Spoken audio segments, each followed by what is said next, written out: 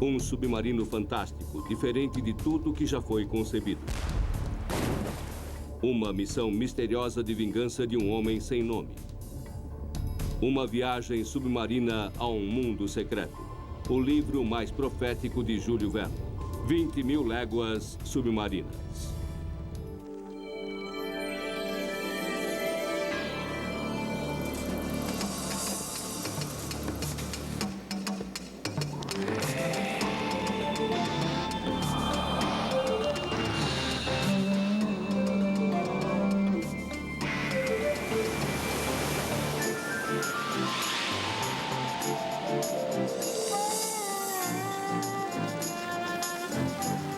Grandes livros.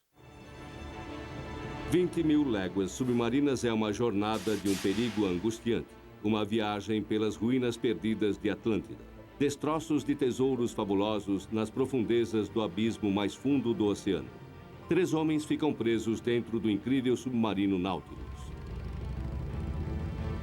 Seu captor, um rebelde sem causa do século XIX, o misterioso Capitão Nemo. Os navios de um inimigo desconhecido caçam o Nautilus enquanto um desejo insano de revanche motiva o Capitão Nemo.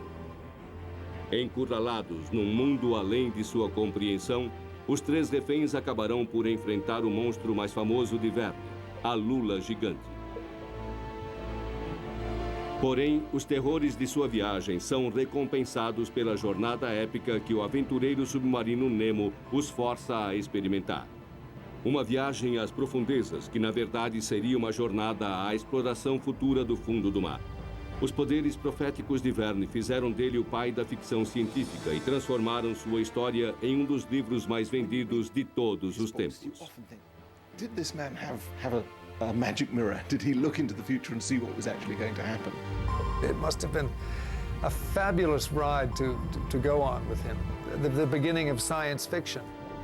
Almost every commercial aspect of underwater exploration was foreseen in this book. It's absolutely amazing. First of all, submarines, self-contained underwater breathing apparatus, scuba. Aquaculture, shipwreck exploration. It was really almost a Da Vinci kind of prophecy.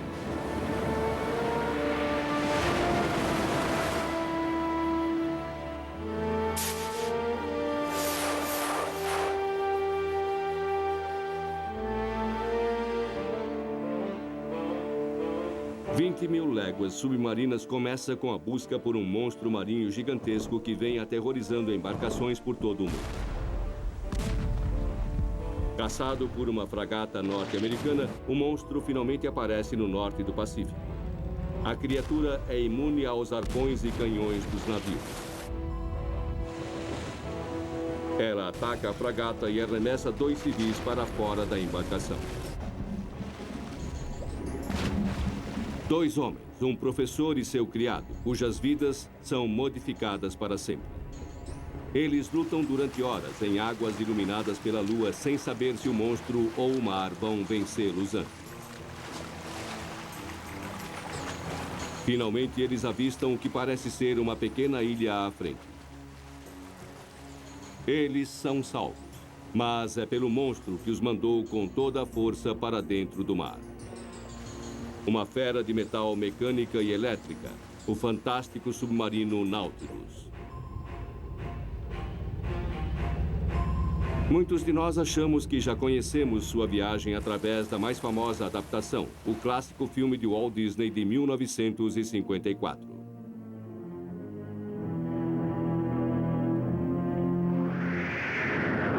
The most thrilling sequence ever photographed in motion picture history, the terrifying battle with the giant squid. Mas o filme de Disney, assim como a maioria das adaptações de 20.000 léguas submarinas, foi direcionado para um público muito diferente daquele que Júlio Verne tinha em mente. It wasn't written for children, it was written for adults who were exposed to this exotic world that Verne introduced them to. But I don't think it was a children's book by any means. Frequentemente mal traduzido do francês, até mesmo o título do romance é mal interpretado. 20.000 léguas são cerca de 60.000 milhas marítimas, medida não da profundidade que o submarino atinge, mas da distância que os prisioneiros viajarão.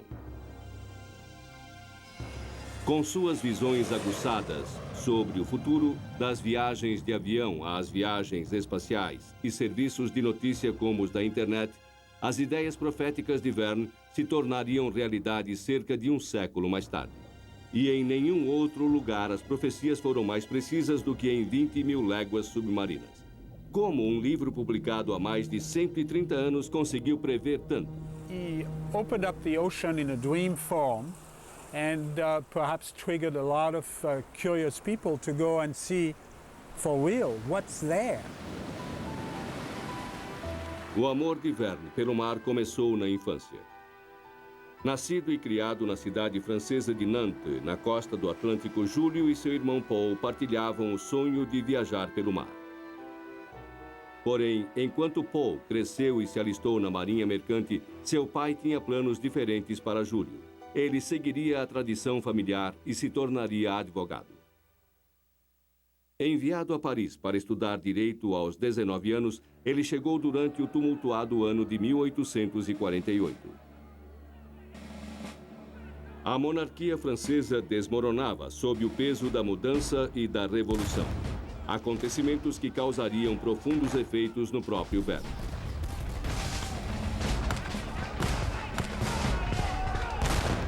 Jules Verne's move to Paris in his 20s, ostensibly to study law, was the great break in his life. That was the moment when he started to discover himself as a writer. In fact, he fell in with the Bohemian set. He was the classic starving artist in many ways, but in this milieu, he found himself. O jovem Verne decidiu tornar-se escritor, mas o sucesso demorou a chegar. Ele batalhou sozinho durante anos como dramaturgo até que finalmente começou a escrever romances. O resultado foi uma sucessão de livros com grande vendagem. Logo, Júlio Verne tornou-se o escritor mais popular do mundo.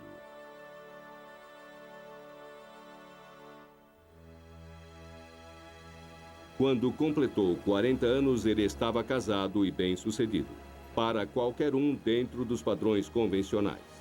E com os lucros de seus 2 primeiros livros de sucesso, Viagem ao Centro da Terra e Da Terra à Lua, ele recorreu à liberdade e ao mar. Ele comprou para si um velho barco pesqueiro, como seu bisneto recorda. He was a person who were living in another world in his mind. So he wanted to be far from the children and far from the family and far from the domestic problems. So the boat was really a good room to work. E durante aquelas noites longas e solitárias no mar, Verne imaginou uma embarcação submarina cujo nome ecoa através de toda a história da exploração submarina. O Nautilus. Foi um golpe de mestre. Para construir o submarino em sua mente, Verne misturou sólidas noções científicas com uma boa dose de imaginação. He used the best scientific knowledge that was available. When you combine that with his vision, with his ability to take a leap into the future from a firm base of scientific fact, you can see how he scored bullseye after bullseye for what was really going to happen. Ainda hoje, o Nautilus fictício de Verne continua sem igual entre os submarinos verdadeiros.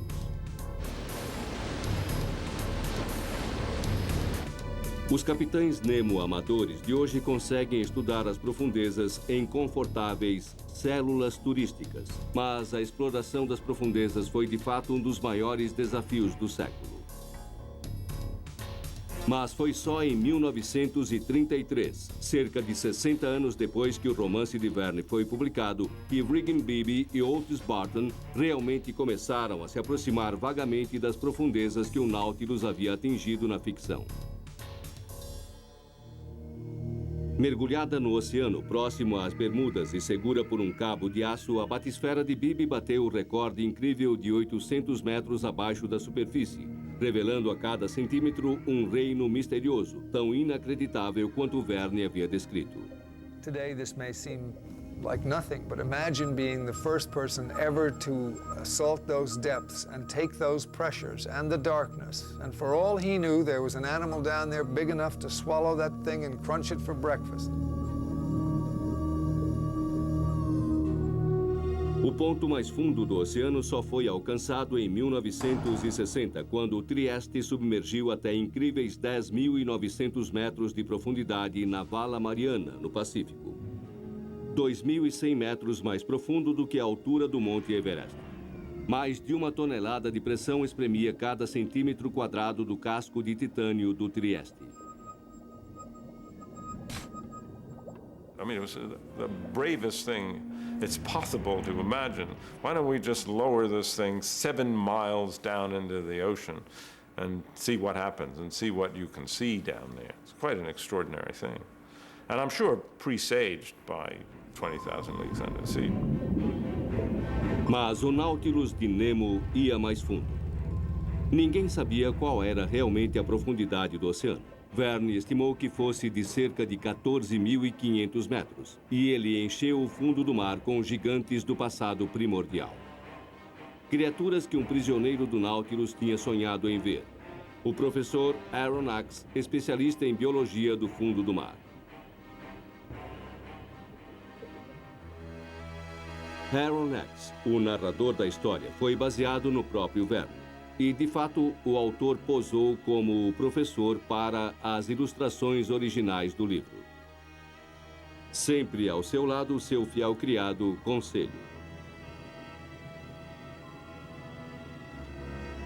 Porém, estes dois homens não foram os únicos prisioneiros do Nautilus. O arpoador de seu navio, Ned Land, também foi arremessado ao mar e resgatado pelo Nautilus.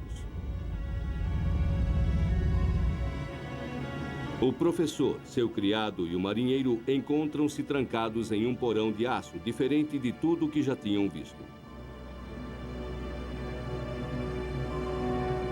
Um membro silencioso da tripulação serve-lhes uma refeição nutritiva, porém estranha, que lhes fornece as primeiras pistas sobre a milagrosa nave que lhes serve de prisão. A letra N e o lema em latim, mobilis in mobile, móvel em um elemento móvel. Entretanto, Ned Land não está convencido da aparente hospitalidade de seus sequestradores e ataca um membro da tripulação numa tentativa afoita de obter liberdade.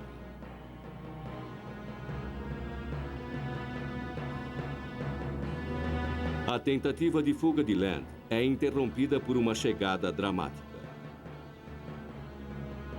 A primeira aparição do Capitão Nemo, o contramestre do Nautilus. A condição de Nemo é simples. Os 3 homens são seus convidados, livres para andarem pelo submarino o quanto quiserem, contanto que jamais deixem a embarcação. A busca pela liberdade torna-se o lema mais importante do livro. É uma tarefa que acaba revelando a intimidade de cada personagem.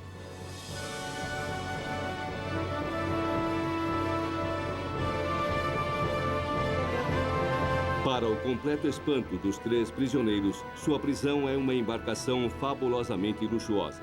Há nela uma vasta biblioteca e um museu contendo espécimes de criaturas exóticas e peças de arte inestimáveis. Uma cadeia submersa que fornece uma visão rara de um reino que nenhum ser humano havia visto antes. Nemo avisa seus convidados.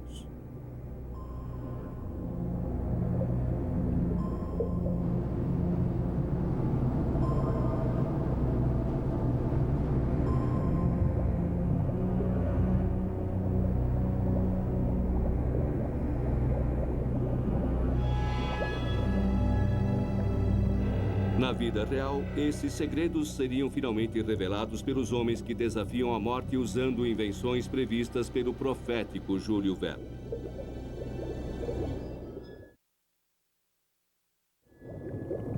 Todos os anos, milhões de pessoas mergulham em um mundo desconhecido, atraídos pelos silenciosos mistérios desse mundo.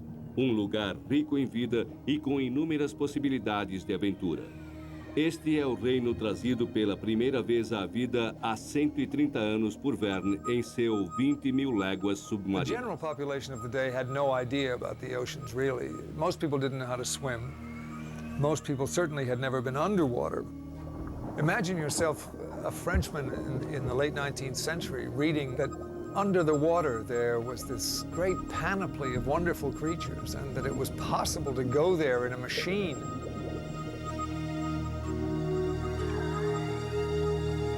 Feito em 1916, apenas uma década depois da morte de Verne, este filme sobre as 20.000 léguas foi o primeiro grande espetáculo com efeitos especiais no cinema antigo.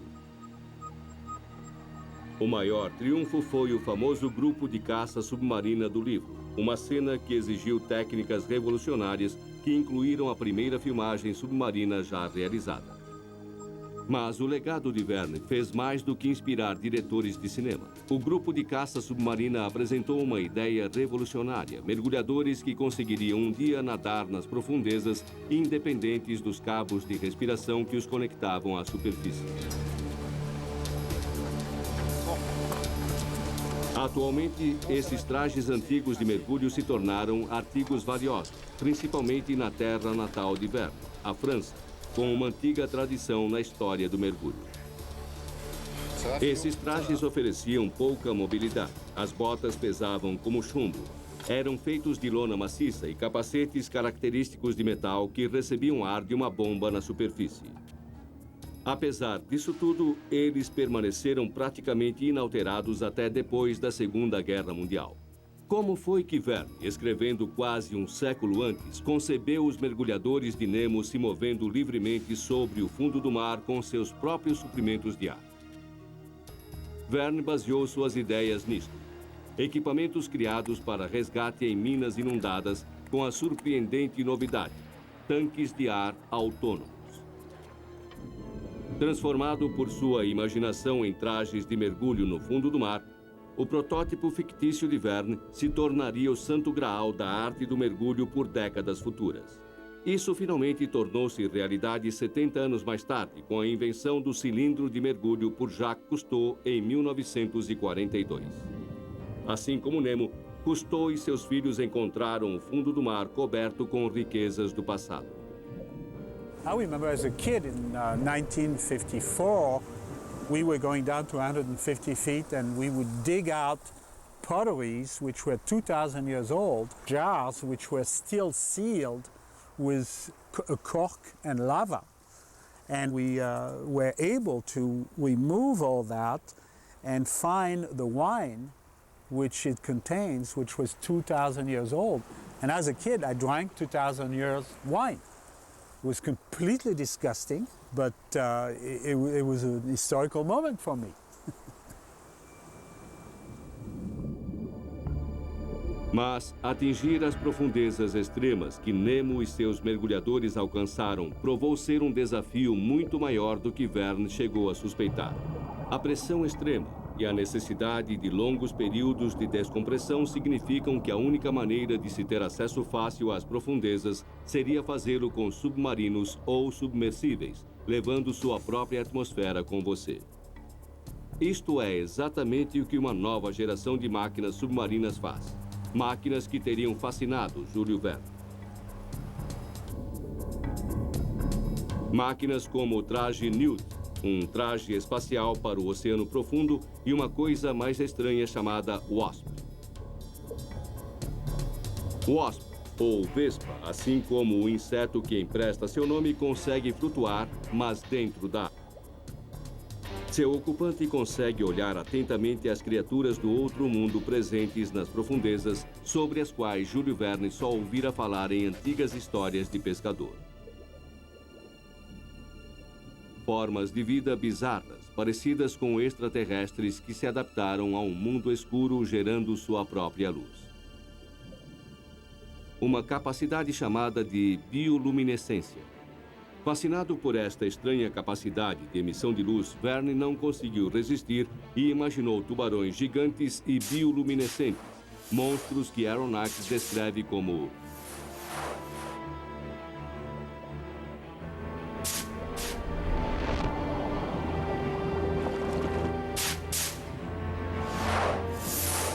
Apesar dos tubarões bioluminescentes dificilmente serem os comedores de homens da imaginação de Verne, eles existem de verdade. E a curiosidade de Verne por este poder estranho de emitir luz mostra sua fantástica habilidade de perceber um assunto científico importante muito antes de qualquer pessoa. Visões inacreditáveis tornaram-se um hábito para os 3 prisioneiros a bordo do Nautilus. Até mesmo o submarino é uma maravilha. É um ambiente autossuficiente e independente.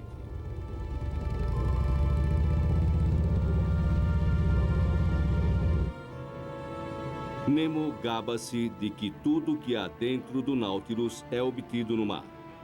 Comida, roupas, energia, luz, papel, tinta e até os charutos que ele fuma são feitos de álcool. A ciência moderna ainda não alcançou as ideias mais ousadas de Nemo. Ainda não conseguimos cultivar uma pérola gigante ou fazer charutos de alga. Mas as últimas expedições às profundezas do oceano confirmaram as grandes expectativas de Verne quanto aos segredos escondidos no mar.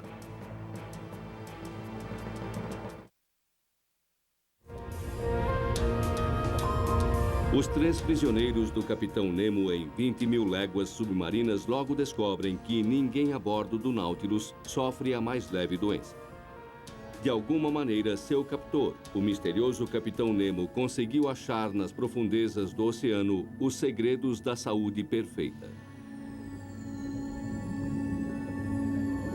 Segredos que agora são pesquisados no Instituto Oceanográfico de Harbor Branch, na Flórida.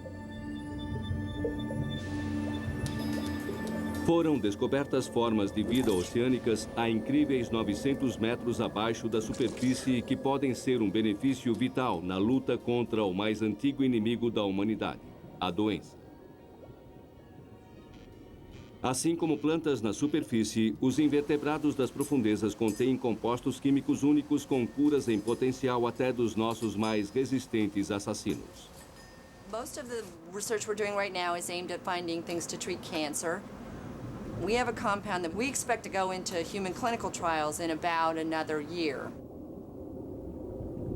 Entretanto, essa pesquisa, além dos benefícios, apresenta riscos. There actually are marine natural products which do cause cancer, and so you want to make sure that you don't give yourself cancer while you're trying to cure cancer. That would be kind of defeat your purpose, I guess. The sea is absolutely chock full of viruses. It's full of microorganisms. What one thinks of as clear, beautiful seawater is alive with microorganisms. And in many cases, these viruses are lethal, not necessarily to human beings, but there are long histories of viruses that are killing off seals and sea lions and dolphins, and largely, I think, as a function of human interference.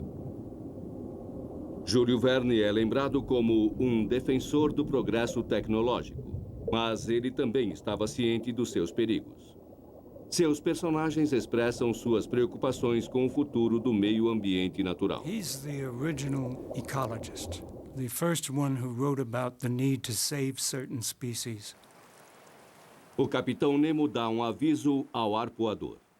I cannot condone these murderous pastimes. By destroying the Antarctic whale, inoffensive and good creatures that they are, you and your fellows have committed damnable actions. Embora sendo um protetor confesso dos mares, Nemo tem um lado bastante obscuro, que é descoberto pelos 3 companheiros na costa da Austrália. Eles são drogados durante uma refeição e aprisionados novamente enquanto o Nautilus embarca em uma missão secreta de vingança.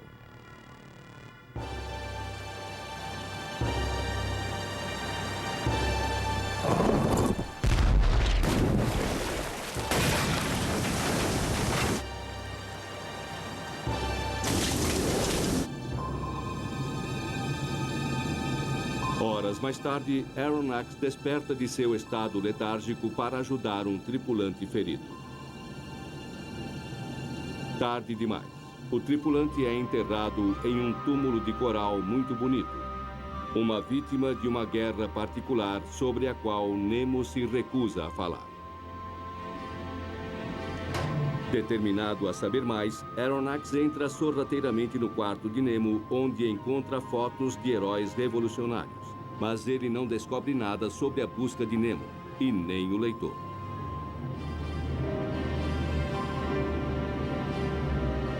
Por que Verne deixa tanta coisa sobre Nemo sem explicação? A resposta está com o editor dele, Júlio Hetzel. A primeira versão de Verne para Nemo era de um polonês que luta pela liberdade, um homem levado ao exílio depois da derrota de seu país e o assassinato de sua família pelos russos. Mas o editor rejeitou totalmente a ideia. And Hetzel pointed out, if we publish the book as you've written it, we'll both go to jail. Because Napoleon III has signed a pact with the Tsar, a treaty of friendship. You start criticizing the Tsar of Russia. Napoleon III turns to us and say, you are humiliating my ally. What do you think, Jules? Should we put this book away in a drawer, or are you prepared to make some changes to get a bestseller? Nessas circunstâncias, Verne é obrigado a fazer de Nemo uma figura mais distante e misteriosa. No final, a mudança criou o segredo do encanto do capitão. In Nemo, he did develop an archetype of the brooding, slightly Byronic hero, the man with a deep and wounded past, the man of steely resolve. And in some ways, the less we know about Nemo's inner depth, the more we speculate, the more we're drawn into who is this man, what really makes him tick. O motivo que fez Nemo abandonar a superfície permanece desconhecido. Sabemos apenas que seu amor pelo mar é motivado por um passado trágico e um desejo ardente de liberdade.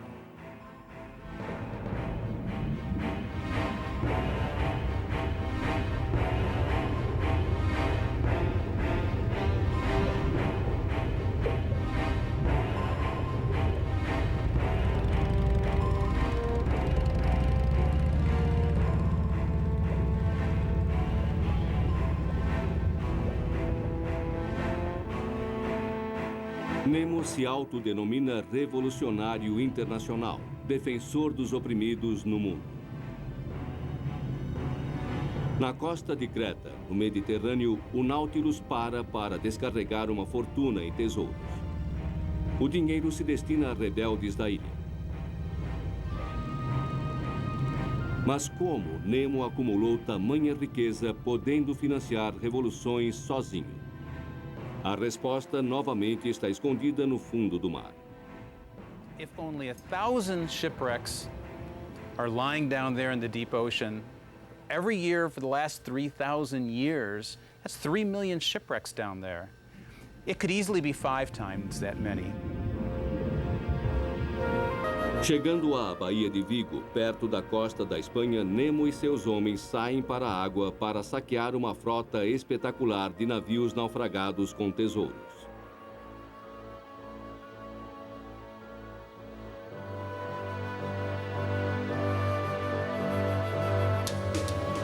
Mergulhadores sempre enfrentam grandes perigos quando exploram destroços antigos, mas hoje em dia a maior parte do trabalho submarino é feito por veículos operados por controle remoto. Nas águas traiçoeiras da Baía de Vigo, a região fictícia de caça ao tesouro de Nemo, exploradores de verdade já fizeram descobertas surpreendentes. The Tortuga shipwreck went down in 1622, so it's not too far off from the Vigo Bay shipwreck that Nemo used to fund his operations. When you read Jules Verne's account of them working and moving things around, it's not too different than what happens now, but we do it with an ROV instead of the divers. And it's a very dangerous occupation. When you put divers down, there's always a chance that one won't come back. A localização de um naufrágio promissor pode levar anos, mas quando os veículos operados por controle remoto encontram algo, como Nemo fez, eles literalmente fazem fortuna. A standard Spanish galleon of the period may have been carrying 1 million pesos of treasure, which today could be worth $50 million, it could be worth $400 million. Os exploradores de naufrágios de hoje deixariam Júlio Verne empolgado. Eles combinam a aventura da caça ao tesouro com a vital pesquisa arqueológica. E é para o maior de todos os sítios arqueológicos submersos que Nemo leva em seguida seus 3 prisioneiros. A localização secreta da cidade perdida de Atlântida.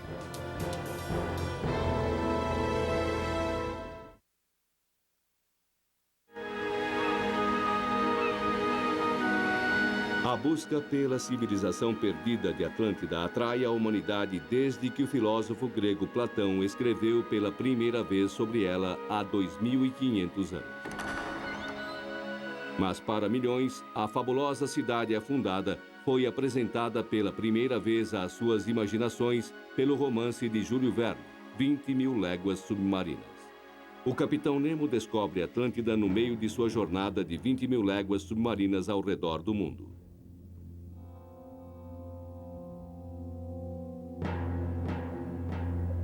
A descrição do continente perdido por Verne manteve-se fiel à história original de Platão. O romancista encontrou um motivo científico para a repentina destruição do continente perdido. Ao localizá-lo numa região de vulcões submarinos, sua descrição foi tão convincente que alguns estudiosos logo começaram a dizer que Atlântida estava realmente enterrada nos espinhaços vulcânicos do Atlântico Central. Sem querer, Verne transformou uma obscura lenda grega em uma verdadeira mania, dando início a uma busca obsessiva que nos acompanha até hoje.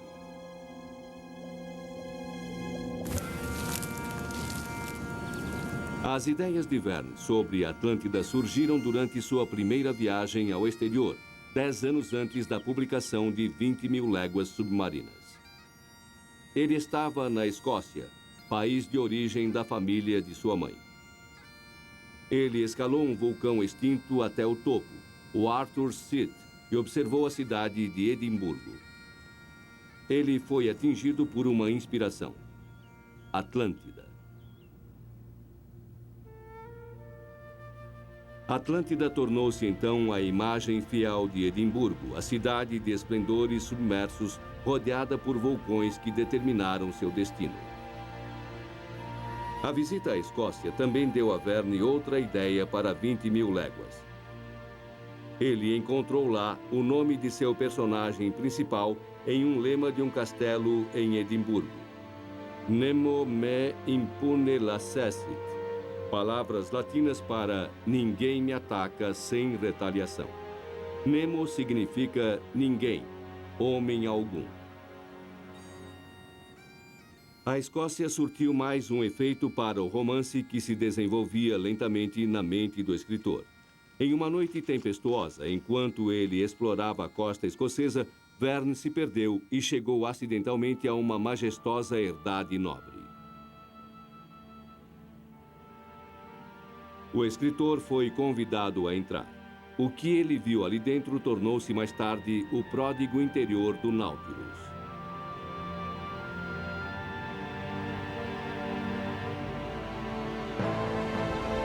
A inspiração para o exterior do Nautilus veio com a Guerra Civil Americana. Em 1864, Verne mal tinha começado a escrever seu romance. Desesperados para impedir a superioridade nortista no mar, os confederados construíram um submarino verdadeiro chamado de Hunley. Mas depois de afundar 3 vezes durante os testes, ele explodiu em sua primeira viagem. No total, foram 23 mortes. Would have known about this and would have recognized, I guess, that you could take this concept and exaggerate it and build this 160-foot-long Nautilus. And this is part of Verne's charm, the ability to take a concept which didn't really work very well and kept sinking and turn it into the wonderful Nautilus.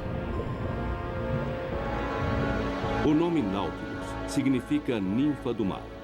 A graciosa Nautilus da biologia marinha usa câmaras de ar para controlar sua profundidade no oceano. Com o passar dos anos, ela deu seu nome a muitos submarinos de verdade. Posto em serviço ativo em 1954, o verdadeiro Nautilus logo quebrou o recorde da distância percorrida pelo submarino fictício, ultrapassando a marca de 20.000 léguas em meses. We accomplished so many firsts that they became routine. Porém, a Guerra Fria logo forçou o Nautilus a seguir em uma missão que não era nada rotineira. The Soviets are not standing still. They have demonstrated impressive advances in technology. No dia 4 de outubro de 1957, os soviéticos lançaram o Sputnik, uma enorme vitória para a propaganda russa. Os Estados Unidos tinham de reagir. O Nautilus tinha de tentar atravessar o Polo Norte por baixo d'água. To out-Sputnik the Russians. That's what this event was all about. Even the most powerful icebreakers are helpless against this frozen barrier. And as the Nautilus got nearer and nearer to the top of the world, quiet excitement began to mount. 4, 3, 2, 1, mark. For the USA and the U.S. Navy, the North Pole. Em 28 de julho de 1958, o USS Nautilus cruzou o Polo Norte por baixo d'água e entrou para os livros de história. Felicitações chegaram de todo o mundo, incluindo a cidade natal de Verne, Nantes. On her return to New York from England, Nautilus received a hero's welcome from a grateful American people. The citizens of New York raised their voices in congratulation, and their voices echoed throughout the free world. Os Estados Unidos tinham obtido uma vitória estratégica incrível sobre os soviéticos. Tinha ficado claro que o Nautilus poderia ir a qualquer lugar no mundo sem ter de subir à superfície. O USS Nautilus tinha resolvido o problema de suprimento de ar. Ele podia gerar oxigênio a partir da água que o circundava, enquanto que, para o Nautilus fictício, esse era seu tendão de Aquiles. Um fato que seria descoberto entre as camadas de gelo no Polo Sul. A região antártica era quase que completamente desconhecida na época de Verne. Parecia até parte de um outro mundo, e assim era um lugar ideal para que Nemo finalmente subisse para a terra firme e onde ele revela sua enorme vaidade. O homem que se opõe a todos os impérios não resiste à tentação de levantar uma bandeira própria, um sinal de seu poder sobre o continente indomado. Mas Nemo paga o preço de sua arrogância, e em sua viagem de volta o Nautilus fica preso embaixo do gelo. Incapacitado de subir à superfície, o suprimento de ar vai se acabando. Aronnax desmaia, perdendo sua consciência. Para muitos de nós, a ideia de ficarmos presos em um submarino submerso é uma das piores formas de morrer, a maior das claustrofobias. Para quem está dentro de um submarino, este pesadelo é sempre possível, desde as muitas mortes dos pioneiros em submarinos até a recente tragédia com o submarino russo Kursk, que afundou em agosto de 2000, levando consigo todos os seus 118 tripulantes. Felizmente para Aronnax e seus companheiros, Nemo consegue o impossível. Atravessa o gelo, atingindo a liberdade do mar aberto. Libertados de seu túmulo gelado, o ar puro retorna ao Nautilus. A vida real é raramente tão misericordiosa. Em resposta a tais desastres em potencial, alguns afirmam que o futuro da exploração submarina pertence não aos vulneráveis submersíveis, mas à nova geração de veículos e robôs controlados remotamente. Mas será que até mesmo estas máquinas esperam descobrir o último monstro submarino desconhecido, a Lula Gigante, uma criatura imortalizada na imaginação do público por Júlio Verne?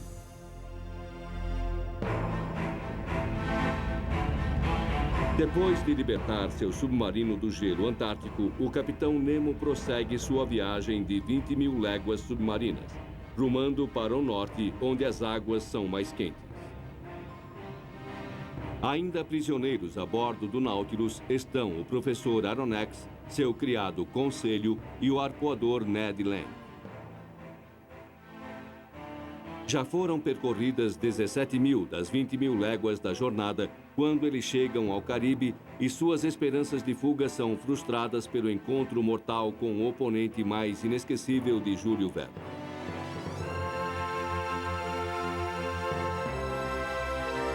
A imagem criada por Verne de uma lula gigante, feroz predadora com gosto pela carne humana, moldou nossa visão da criatura desde então.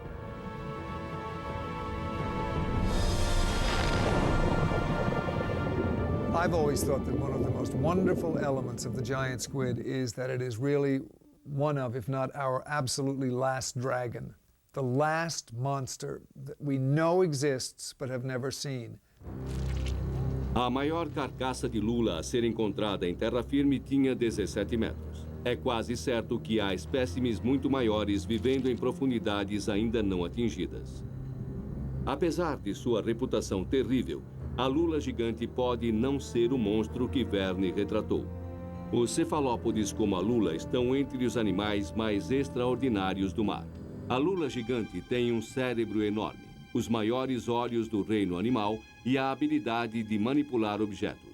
Na verdade, ela compartilha vários traços que tornaram os seres humanos a espécie dominante em nosso planeta. A grande inteligência da lula não permitiu que chegassem a ter uma civilização desenvolvida no fundo do mar. Elas não são rivais significativos para a humanidade, pelo menos por enquanto. Porém, para os personagens de Verne, a lula é o maior perigo do oceano.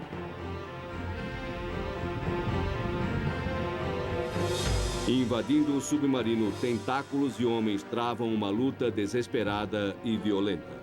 O final da briga é descrito por Aronnax. Monsters, mutilated and terribly wounded, finally retreated.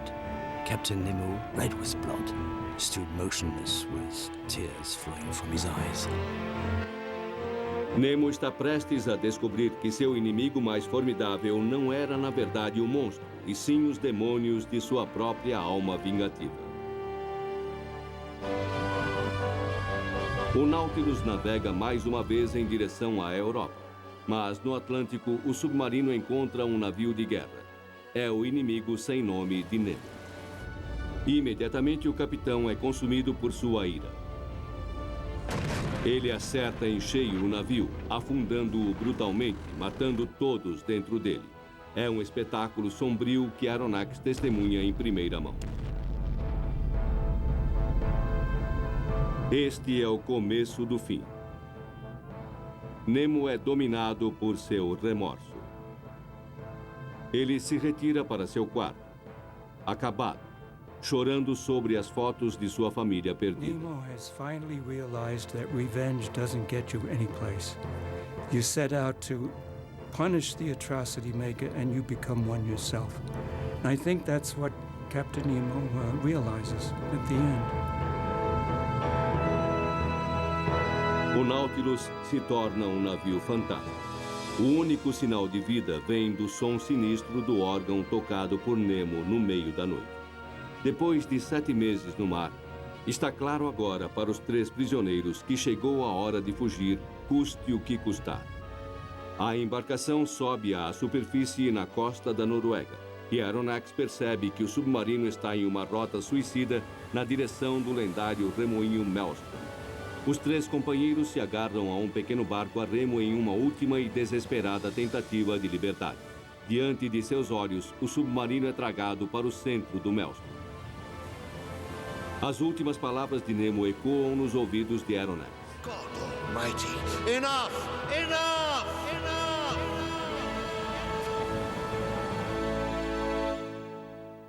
Mas para Verne e seus leitores ainda não foi suficiente. 4 anos mais tarde, o Capitão Nemo volta em um segundo livro não tão famoso, A Ilha Misteriosa. Nemo não só sobreviveu ao Maelstrom, mas se tornou um príncipe indiano que luta contra o Império Britânico pela libertação de seu país.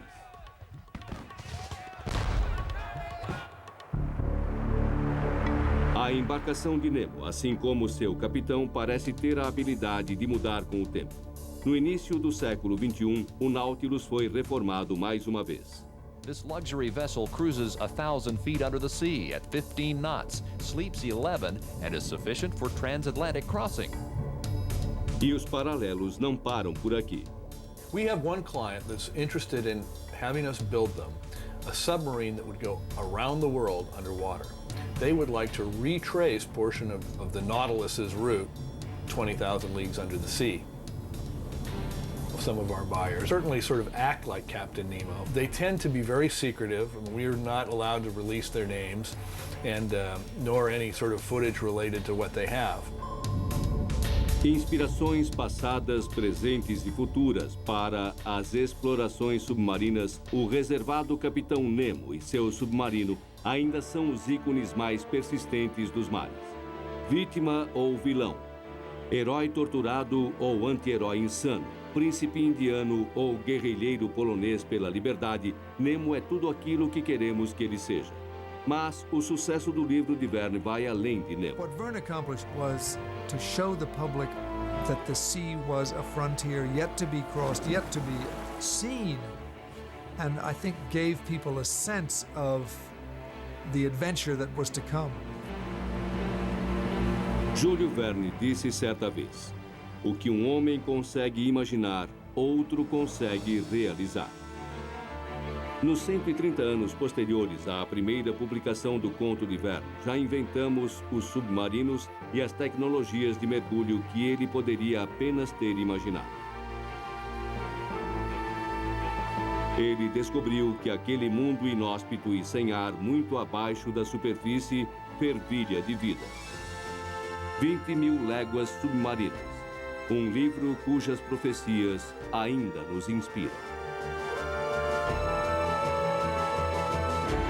Versão brasileira, Clone.